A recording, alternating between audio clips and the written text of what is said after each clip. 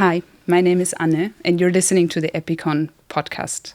And today I'm joined by Samer Sinijlawi, Palestinian political activist and founding chairman of the Jerusalem Development Fund.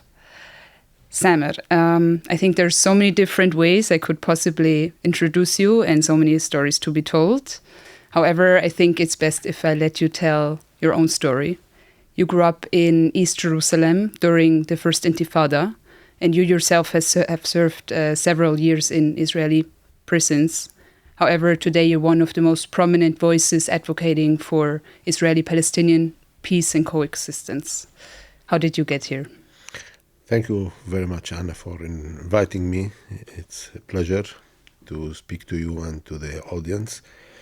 I am a Palestinian Jerusalemite who was born in the old city of Jerusalem 53 years ago. And my childhood was a normal, common childhood of any kid. I am a Muslim that went to a Christian school, Collège de Fleurs. It's a French Christian school. And at this early years of my childhood, I didn't realize that there is some kind of a conflict in my city, because all the diversity that I have been witnessing around me was part of my identity.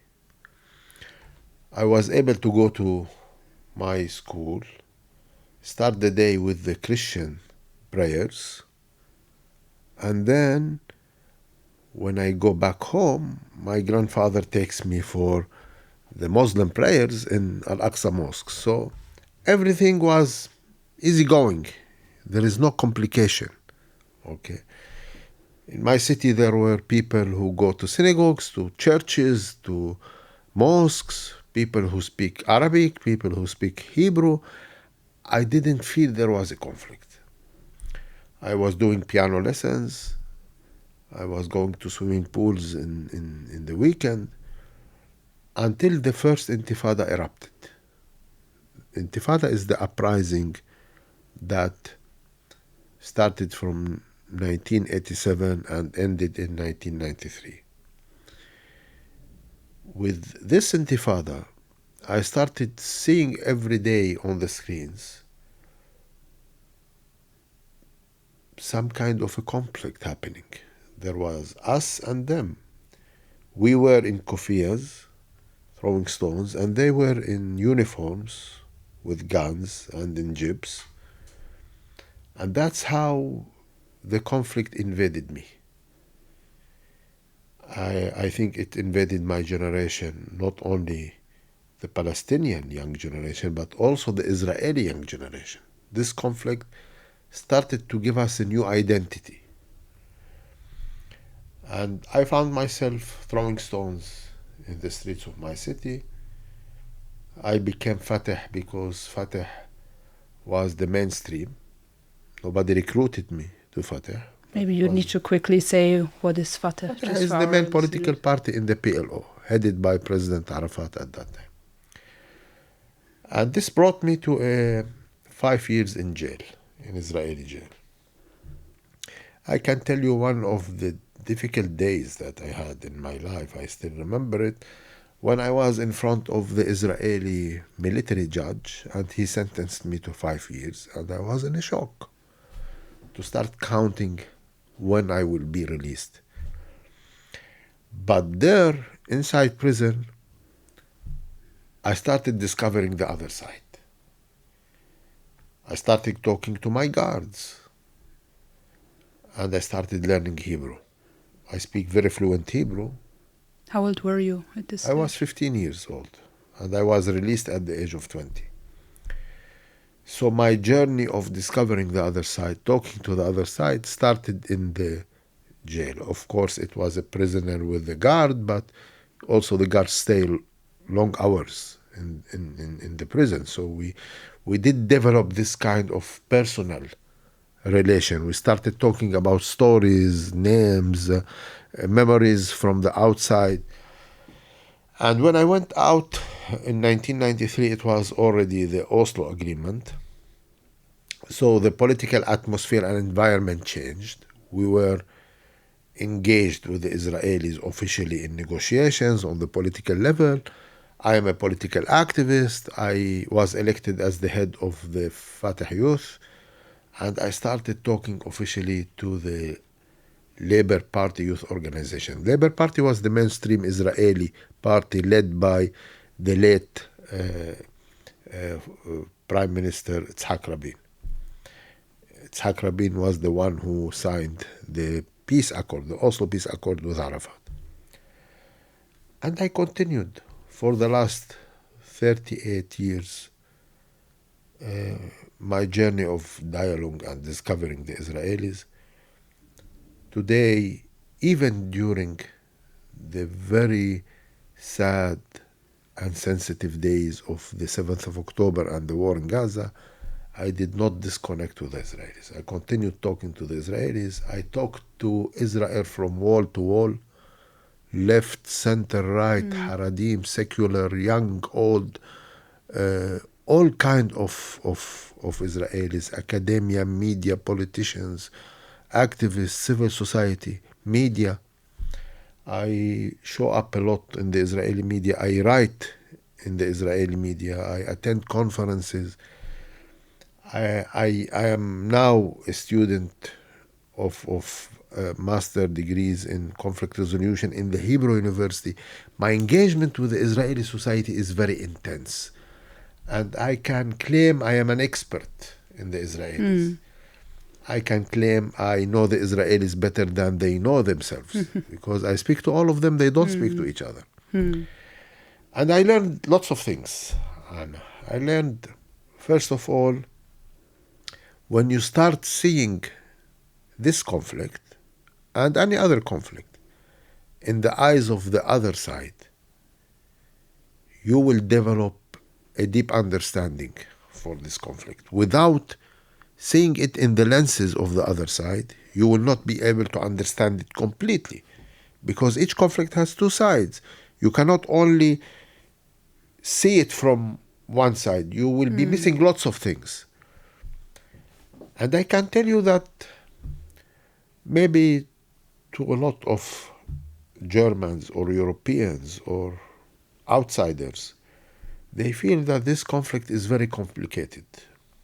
I can tell you that this conflict is very silly and naive, very simple. We make it complicated. This conflict is two words, can be summarized by two words. From one side, the Israeli side, it's security, full stop. From the Palestinian side, it's self-determination, freedom, or human dignity, if you want. So it's two words from each side. And there is no contradiction. We can fulfill both needs without sacrificing any needs of any of the sides. And I can tell you that there is no complication in the scenarios of the hard issue of this conflict. Whether it is Jerusalem or the borders or the refugees or the settlements. The main challenge, Anna, here is the hard feelings that are occupying the hearts of Israelis and Palestinians. We both suffer from a cocktail of hard feelings, pain, anger, hatred. It fills our hearts, both sides. If we are not able to defeat these hard feelings, we will not be able to move ahead. In conflict resolution theories, most of the conflict resolution theories say that once you conclude a political deal, you will start a phase of reconciliation.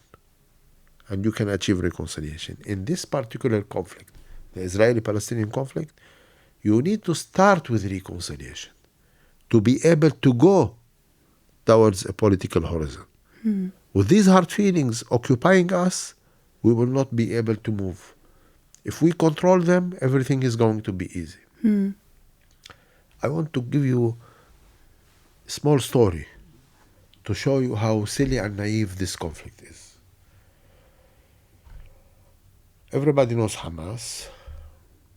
The co-founders of Hamas were two people. Sheikh Ahmad Yassin, a handicapped religious figure from Gaza, and Abdulaziz al-Rantisi. Both were assassinated by Israel. Abdulaziz al-Rantisi was a refugee in Gaza. He originally came before 1948 from a small village in Israel called Yavne. When he and his family used to live in Yavne, his father was married to two women. His mother, a Muslim woman, and another woman, a Jewish woman. A Muslim man can marry 2 or 3 or 4 women at the same time. So the father of Rantisi had kids from the Muslim woman and have kids from the Jewish woman, all of them living under the same ceiling, all of them shared the same food on the same table every evening, and all of them called the same man father. When the war erupted in the 40s and Palestinians started to immigrate, waves of immigration, fleeing the war, Rantisi wanted to escape with all his family to Gaza. His Jewish wife told him, maybe I should stay with my kids. By the end of the day, I'm Jewish. My kids are Jewish in traditional Jewish standards, and nobody will harm us. So let me stay, keep our home and property safe. You can go because there is a risk on your life. When things calm down, you will come back. And that's what has happened. In one night, the same family became two-part. Half of it became refugees, Palestinian refugees in Gaza, and one of them established Hamas. The other half stayed in Israel to be Jewish Israeli, part of the state of Israel. Technically, one of the siblings of Abdulaziz Rantisi could be the one who decided to assassinate him, or was the pilot who shot him. This is how silly is this conflict. One family became enemies in one night for no reason. The last 120 years are the black era in relations between Muslims, Christians, and Jews in the Holy Land. The other 4,000 years were years of coexistence. We managed always. Jews have been present in this land for thousands of years. And one of the big mistakes, historically and morally, I can say, is that we Palestinians, we are refusing to recognize the historical links of Jews in this land. It's a historical fact Jews have been here for thousands of years. And I think we should, the Palestinians, change our narrative to include recognizing the historical links of Jews in the Holy Land, Israel, Palestine, but reminding them that they have never been alone during history. There was always others, and these others are us. So this kind of common history that we have will help us find the common future. So if we start thinking differently in this conflict, we will be able to find easy way out of this conflict. But it needs one side at least to start changes. If one side changes, it will lead that the other side also starts taking steps to change. Follow. Yeah. So in your work, like I see you're using, stories to try and reframe the narrative. And also you mentioned before, you make a point of talking to everyone you're going into, you published at settler universities like Ariel, and you're also attending right-wing Israeli conferences. So when you share these stories that you told right now, and also your personal story, what is the reactions you get from the Israelis, but also what is the reaction from your own society? Because to say the least, it's not very common for a Palestinian to go talk with the right-wing Israeli settlers. So what's the reactions you get from the people who listen to you on both sides? Well, I'll give you examples, especially in the last 2 years, whenever you go to a conference in Israel, if a left-wing speaker, Israeli speaker, goes to the panel and starts speaking, there will be right-wingers in the audience that keep disturbing him, shutting him down, yelling on him. Okay, it's part of the tension that was inside Israel, especially from early 2023 when the current Israeli coalition started the judicial reforms or the judicial coup. If a right-wing speaker starts speaking, there will always be left-wingers in the crowd shutting him down. And sometimes I was in a conference invited to speak. Every single Israeli speaker was shut down. When I come out and speak, all of them applaud to me. So I became, in a way, more accepted to all of them than they are accepting each other. And it is for a simple reason. You need to understand the mentality of Israelis. I can tell you that I learned few things about Israelis. Among it, first, we need to stop lecturing the Israelis. Whenever we Palestinians start lecturing the Israelis on international law, we lock their ears. They don't want to listen. If we stop lecturing them and we try to deliver a message by setting an example. I was one of, or maybe the only Palestinian with a political profile who condemned the atrocities of Hamas from the very first hours of 7th of October. And I condemned it publicly, I condemned it in front of cameras, I condemned it by visiting the envelope of Gaza in a condolences visit. And it was a very hard visit because I was on the borders in Kfar Aza. Kfar Aza is only 1 kilometer away from Gaza. And when I was condemning what my people have done to them, I was seeing live in the background, the war in Gaza. And I know what was happening there. I've heard the bombs. I can feel the earth that is shaking. I've seen the smoke. I've seen the fire. And I know that each bomb of these is taking lives of kids and other innocent people, maybe taking lives of Hamas fighters, but it's also taking lots of innocent lives. But at that moment, I didn't want to turn back because what's happening there is not my responsibility. It's their responsibility. What has happened here is my responsibility. What my people have done here is what I should condemn. So I don't want to lecture them about what's happening there. I want to set an example of what should I do as a human being that is always emphasizing on our common humanity. We are human beings, first of all, before being Israelis and Palestinians. Setting such an example means a lot to the Israelis. Stop lecturing them. You set an example, they start thinking. They will start thinking.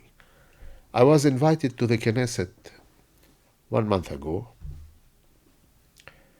and MK Naama Lazimi, she was the head of the committee that invited me.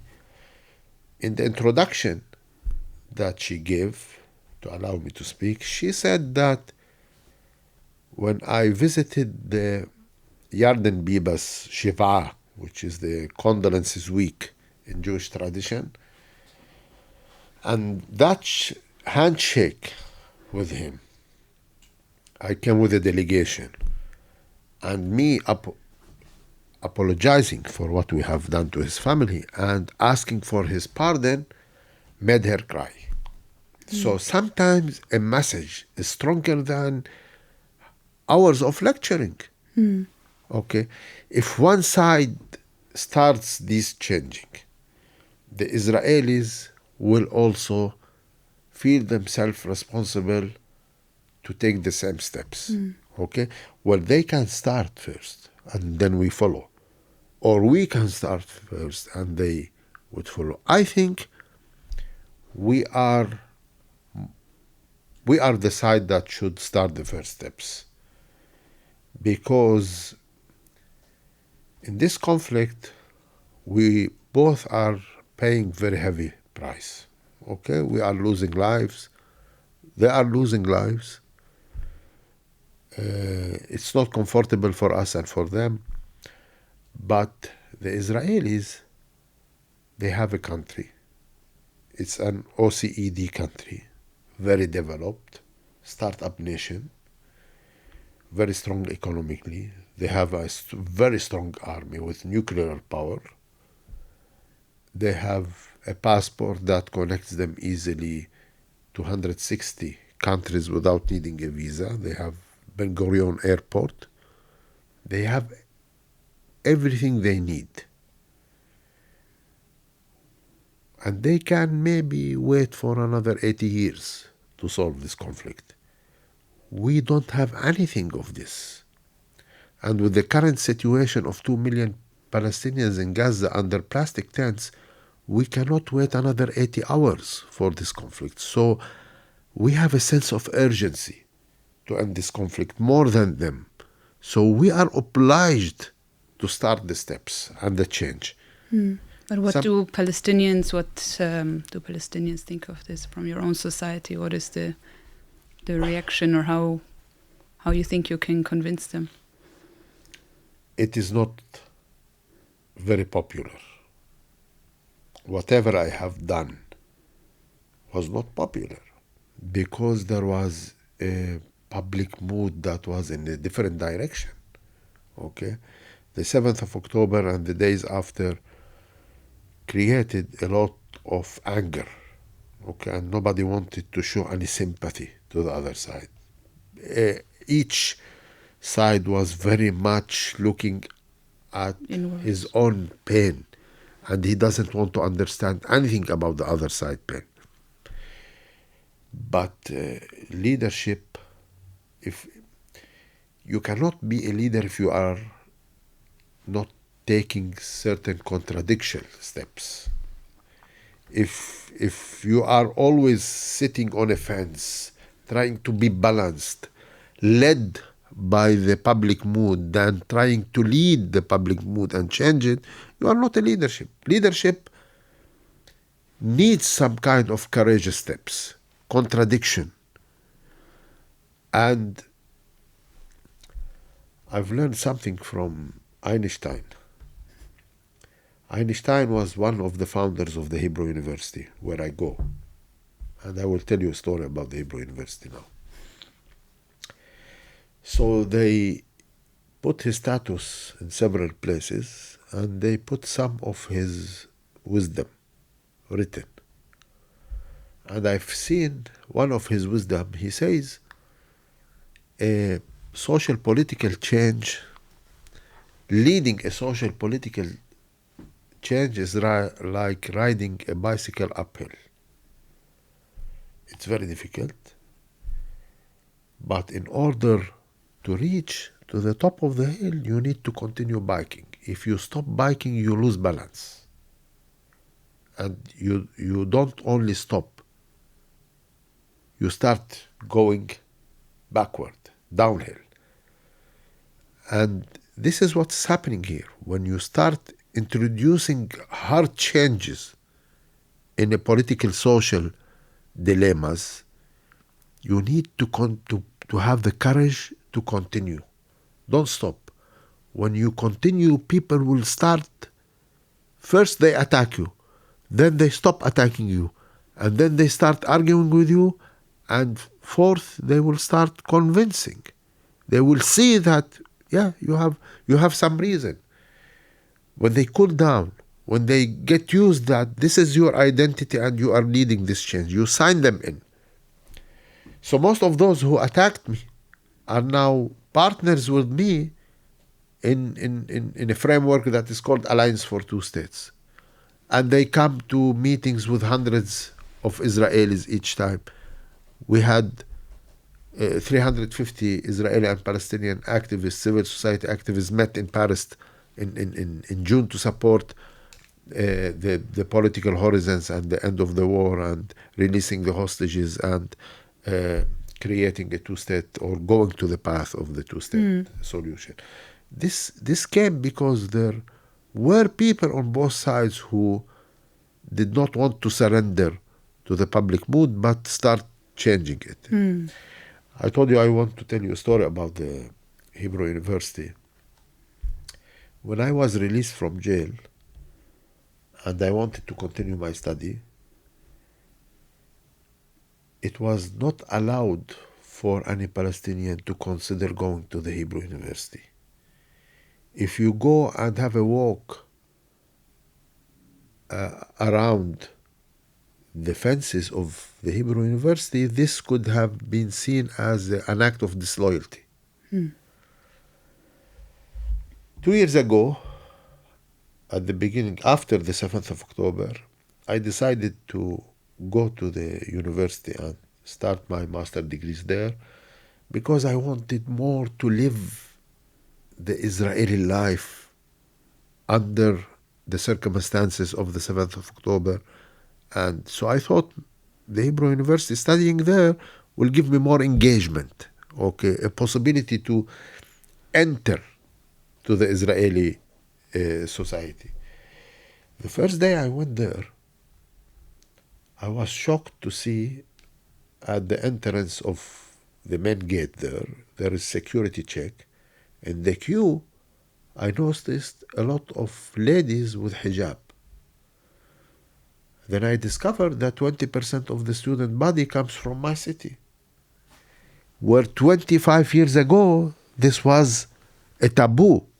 Now, 20% of the student body comes from my city, and they are coming every day to this university at the time of war, at the time of the 7th of October, at the time of war in Gaza, and everybody enters there and goes to the classes. You can see that by nature, people are able to coexist. The university is an example. I noticed even that some of our students, Palestinians, and some of the Israeli students, Jewish Israeli students, they move in the university with necklaces of the whole map, from the river to the sea. You can distinguish the Israeli from the Palestinian because the Israelis, they have the Golan Heights. The Palestinians, they have the same map without the Golan Heights. It's a declaration of war against the other side because when you put the full map, the other side does not exist. You need to push him to the sea. But do really these kids who put these necklaces, and by the way, both necklaces are made in the same factory in China. They just wrap it differently and sell it. Does any side really wants to throw the other side to the sea? Bullshit. For the simple reason that they both come to the same university, they go to the same classroom, they listen to the same professor, and sometimes that professor gives them a group work where two Israelis, two Palestinians, each with his necklace, start working together as a group because they want to produce a research that gets the highest mark possible and present it to the professor. So the necklace is part of the confusion they are living. Their attendance to the classes in that university is part of the reality of their nature, that by DNA they are able to coexist. So what we need to do is a little bit organize their thinking.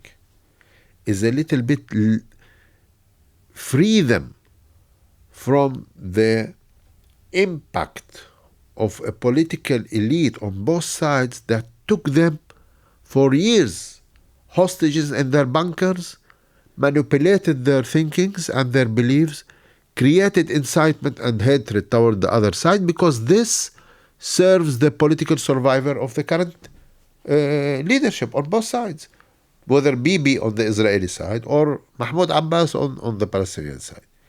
So in a way or another, we are victims of a political elite that survives by this conflict continuing. They might lose their power if this conflict ends. Their interest is to keep this conflict going on and on. By the way, let me end with saying something related to these necklaces. I was invited in April to a conference in Jerusalem, JNS conference. It's a hardcore right-wing Israeli American conference. And I was giving a lecture in a panel, and I noticed on the first row 2 Israeli Jewish ladies, maybe Jewish American ladies, putting a necklace, each one. And then I asked them, ladies, may I ask you, from where did you buy your necklaces? They said, we bought it from the old city. I told them, okay, you bought the wrong necklace. They were putting the Palestinian necklace without noticing that they are putting the enemy's symbol. So we are that confused that we started using the other side symbols without noticing. That's how big is the mess that both populations are living in. Created. I am confident that the majority of Israelis, the majority of Palestinians would like to end this conflict, would like to go to a model of coexistence. But they need a leadership that gives them the confidence, that eliminate their fears. We as Palestinians, we need to understand that our real enemy is not the Israeli people. Our real enemy is the fear that occupies the hearts of the Israelis. I don't need to defeat the Israelis. I need to defeat that fear in their hearts. If I defeat that fear in their hearts, I'll find a way out of this conflict easily. This maybe brings me to the role Europe can play, since EPICON, in the scope of which we're hosting this podcast, looks at European, Palestinian, Israeli trilateral engagement. And you just outlined to us many different ways in how the two political leaderships in societies are sort of locked in a deadlock and cannot get a way out of this when leaderships are profiting from this conflict. So do you see any role for Europe and European countries? We have seen some movement in the past months. There's different foreign policy tools if we want to go a bit more into the policy level. So what role do you think Europe can play in all of this? Well, I come from a school that says the peace in the Middle East does not come via Berlin or Washington, D.C. or Paris or Cairo or Riyadh. The road to peace goes through Tel Aviv, Ramallah, Haifa, Nablus, Rishon LeZion, Zichron Yaakov, Jericho, Jerusalem. I don't expect a lot from the international community. Well, now Europe has gone into a path of recognizing the state of Palestine. I think it makes sense because if you raise the slogan of two-state solution, you cannot recognize one state and not the other. It makes sense that France, UK, before them Spain, Canada, Australia, are recognizing the state of Palestine. I think this is more of a reaction towards the policy of Prime Minister Benjamin Netanyahu in making this war in Gaza go so long for no reason, and in crossing certain red lines. Especially Europe is living in a dilemma of imposing sanctions on Russia and doing nothing on the Israeli-Palestinian front. So I think Europe wanted to show some tough love to Israel. And recognizing the state of Palestine comes as a reaction and alternative to imposing sanctions, for example. Europe needs to do something because internally now the public opinion inside Europe is not very much happy about what's happening there. There is a lot of pressure over governments to do something. For me as a Palestinian, I am happy to see more countries recognizing the state of Palestine, but in practicality, in politique real, it does not change anything. The only country that I need to convince to recognize the state of Palestine is Israel. What if they're not convinced? What if Bibi Netanyahu keeps on saying it would be a reward to Hamas? Well, Hamas never put a target of achieving a two-state solution. The target of Hamas on the 7th of October, before and after, is to eliminate Israel. And the current recognition of the state of Palestine is conditioned on the fact that it should not include Hamas. So it is the worst punishment, the worst nightmare for Hamas. And don't listen to them when they try to claim credibility. First of all, there were 146 states recognizing the state of Palestine before Hamas even was established. It was from the 80s when Arafat decided to adapt to the two-state solution, and he declared the independence of state of Palestine in 1988.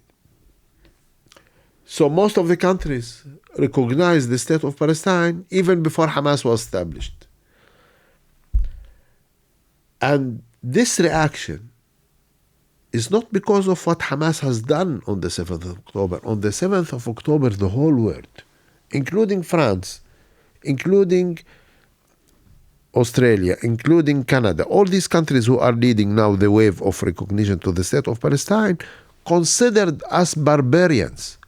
And ISIS, Hamas made us look in front of the eyes of the world as barbarians. And this stain will be stick to us forever in the collective memory of history and humanity. On the 7th of October, we Palestinians were barbarians. We killed women, we killed babies, we kidnapped them. And I have seen them released during the exchanges. So we don't need a proof that we have done lots of atrocity. This is the result of the work of Hamas. But the solidarity now that is coming to the Palestinian people and the wave of recognition of the state of Palestine, it is because of the suffer of the average Palestinians in Gaza. When every day the whole world is witnessing that a classroom of kids is killed in Gaza, 35 kids today. An average of 35 kids are killed in Gaza. People are starving. The whole Gaza disappeared from the surface of the map. There is no Gaza now. Everything is destroyed. Everything is sand and rubber. So the suffer of the people created this move, not the atrocities and the barbarian atrocities of Hamas that resulted in recognizing the state of Palestine. I see the state of Palestine a prize and reward to people like me who are working to coexist with Israel, who are working day and night to achieve the two-state solution, not only because we deserve a state, but also because the Israelis, they deserve to live in a Jewish democratic state. And with 50% of the population, non-Jews, This state cannot be neither democratic nor Jewish. The only way to have a Jewish democratic state is for the Israelis to separate from millions of Palestinians. So the only solution is a two-state solution. Mm-hmm. Anything else, by definition, is not a solution. Because anything else means that one side defeated the other side. Okay? Eliminated the other side. So to keep both sides with the right to exist in an independent Palestinian state and in a Jewish democratic state is the two-state solution. Mm. If there is any other solution, please put it on the table. If you take off the two-state solution, what do we have? We have chaos, the current chaos. And I think most, if not all, European states still, on paper, pay lip service to a two-state solution. However, what are the steps towards that? We mentioned recognizing a Palestinian state as something symbolic. What about the other tools Europe could have, especially right now in the situation in Gaza, but also long-term towards a Palestinian self-determination, Palestinian statehood? Well, I believe the real focus should be in creating mechanism of dialogue between Israelis and Palestinians. Now, we Palestinians, we have around 150 embassies all over the world, including, for example, 59 embassies in Africa. Canada, which is a G7 country, they have only 3 embassies in all Africa. We are still a movement, a national movement, that did not come to a level of a statehood, and we have 59 embassies. If I will be a prime minister one day, I will close all these embassies. I will keep 10 embassies all over the world, in Berlin 1, in Washington, D.C., in Paris, in London, in Riyadh, in Abu Dhabi, the important, capitals. And all the other offices, I will close them, and I will open liaison offices in each neighborhood in Israel. That's where we should focus. How can we reach to the Israelis? How can we as Palestinians convince them that they can trust us? That the Palestinian state will not be a threat to them? That the 7th October did not happen because there was a state in Gaza. It happened because of a lack of statehood for Palestinians. That the Palestinian state is the solution for the Israeli security. That we are capable to be an ally to Israel.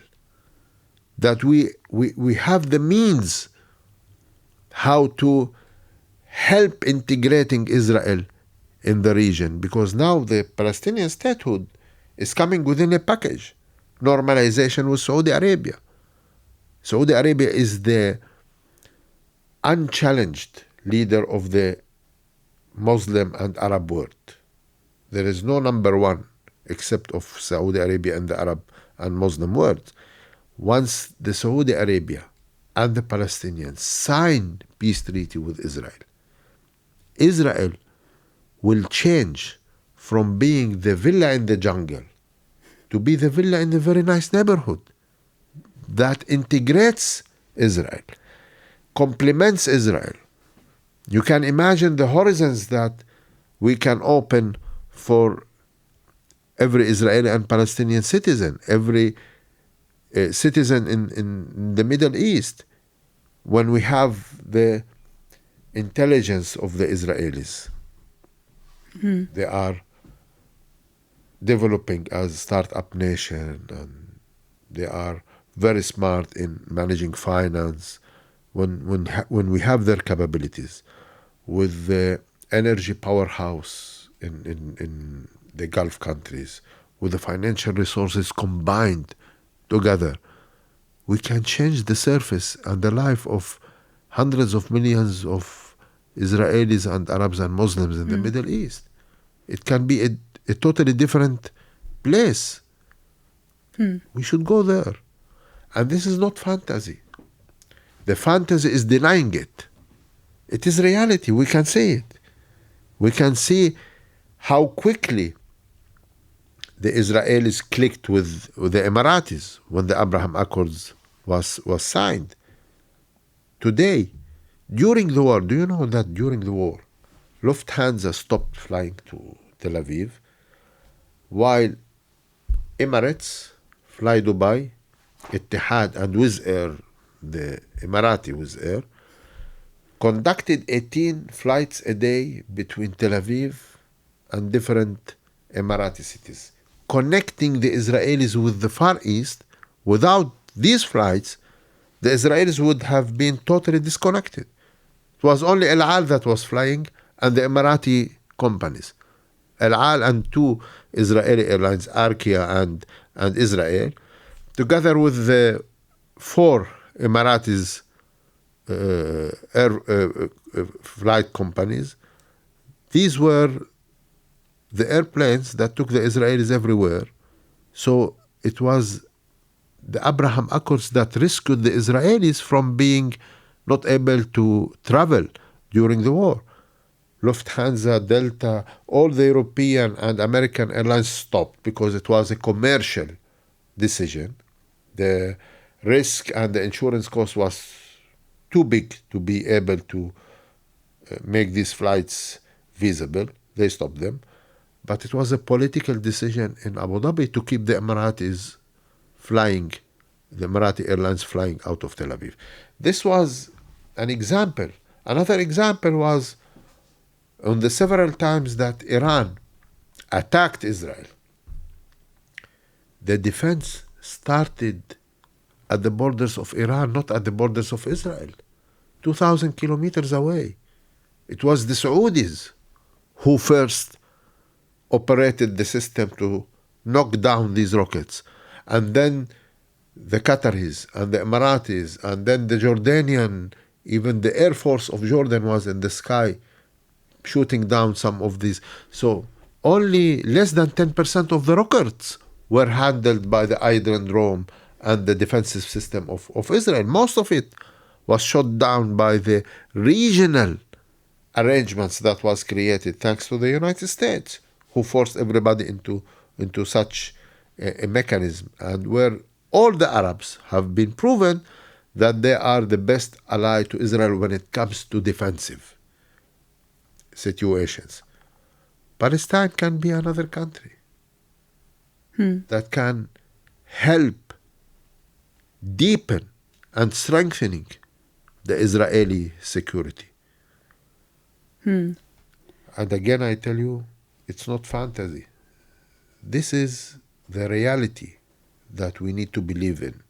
And we can be there in no time, few years, if there is a political will on both sides, the Israeli and the Palestinian side. Thank you. The key word here is political will. Like every time I talk to people like you and many other wonderful people we have in our project, I always realize there is no lack of visionary thinking, of great ideas, but what's lacking is the political will. And maybe this brings me to my last question is, maybe it has two layers. First of all, a post-war scenario in Gaza for now, because it's the most urgent. Like everything we talked about now is some, for now, far away vision for a future Palestinian state. But what, in your opinion, could be the best post-war solution for the Gaza Strip that on a second layer then could take Palestinians towards leadership that also in a potential future state could lead the Palestinians, because clearly Hamas has brought nothing but destructions and the Palestinian Authority is known to be highly inefficient and corrupt. So what's left for Palestinians? Well, thank you. You summarized it in a very well way.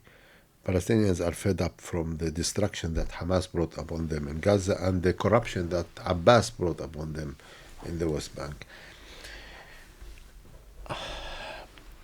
I am confident that nothing is going to happen in Gaza as far as there are the three triangles who are controlling the situation and the scene.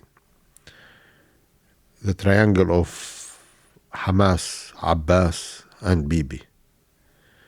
If we are stuck with one of them, nothing will change. The three parts of this triangle should disappear from the life of Israelis and Palestinians. So, to change, to end the war, to release all the hostages, to open political horizons for Israelis, Palestinians, Saudis, and the whole Arab and Muslim world, to change the face of reality in the Middle East. We are one elections away. We should have elections in Israel and we should have elections in Palestine. And we, the Palestinians, should defeat Hamas in these elections. And the Israelis should defeat the extremism. This is a war between the worst of both of us. Okay?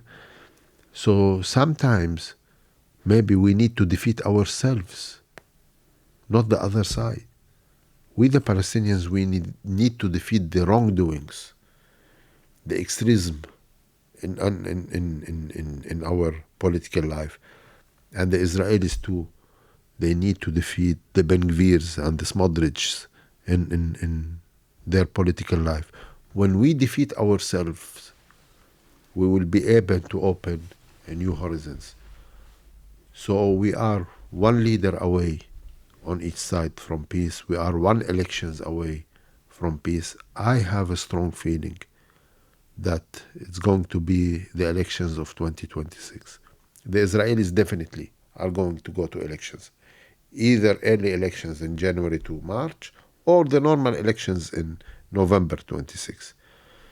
Let's hope we, the Palestinians, will have our own elections, because now there is a commitment from President Abbas that was signed in writing to President Macron and to President Trump and to MBS, the Crown Prince of Saudi Arabia, where he committed since the 9th of June to organize the legislative and presidential election within 12 months, so within 10 months now. Let's hope these elections happen on the Palestinian side. We defeat Hamas. We create a leadership that brings to stage a Palestinian Ben Gurion that will, because statehood is not built by recognition only of the others. Statehood is built by practice, by tough decisions, by resorting to the Altilena option, where Ben Gurion knocked down a Jewish boat full of Jewish fighters and weapons that came to Israel to help fighting the Arabs and the British mandate, but it arrived to the shores of Tel Aviv when Ben Gurion declared the independence of the state of Israel, and he said, I will not allow more than one arm in my statehood. When they refused to deliver the arm, he knocked them down. 16 Jewish people were killed by the Jewish leader who established the state of Israel. So this is statehood, and we need to learn a lesson from this and resort to it when it is needed. Because if we as Palestinians, by practice, we don't recognize our own state, the others' recognition will mean nothing to us. Thank you, Samer. Thank you. For this really interesting discussion. Thank you for being with us. Thank you so much for hosting me. Thanks. Thanks.